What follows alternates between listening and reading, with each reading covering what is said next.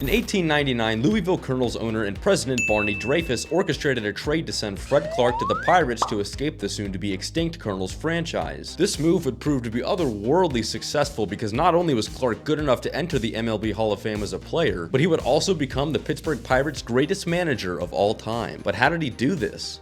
Let's find out. Welcome back to Learn a Hall of Famer, a series where I go over every MLB Hall of Famer in alphabetical order, giving you some of their stats and some history so we can all learn more about the greats of baseball. And today we look at John McGraw's nemesis, the fearless, speedy player-manager, Fred Clarke. Clarke was born October 3rd, 1872, just southwest of Des Moines, Iowa in Winterset. Just a few years after Fred's birth, his father moved his family in a covered wagon to a farm in Cowley County, Kansas. And it was there that Clarke became a hardcore baseball fan while watching the team in Des Moines. He would play amateur ball in 1889 and 90, but he turned professional in 1892 with the Nebraska State League. And a few years later, through some odd circumstances, including failing to claim land in the Cherokee Strip of what is now Oklahoma, Fred Clarke found himself accepting an invitation to join the Louisville Colonels of the National League in 1894. Fred Clarke played in the MLB from 1894 to 1915 for the Louisville Colonels and the Pittsburgh Pirates. He bat lefty and threw righty, he played left field, he bat .312 for his career average, scoring 1,622 runs with 2,678 hits, driving in 1,015 RBIs while stealing 509 bases. 68 WAR, .0303 WAR per game, 133 OPS plus, and a 393 advanced on base average. Now Fred Clarke has some very good stats as a hitter. He is 7th all-time in triples with 220 three-baggers. He is also 35th all-time in stolen bases, ahead of guys like Ichiro and Roberto Alomar. He is one of the greatest Pirates hitters of all time. I mean, his name is littered all over their leaders page. But Clarke is arguably more well known for his managerial success. He took on the role of player manager at the age of just 24 and never looked back. He wound up winning 4 pennants as a player manager, and he also won the 1909 World Series, coming back from a 3-1 deficit in that series. He is the Pirates'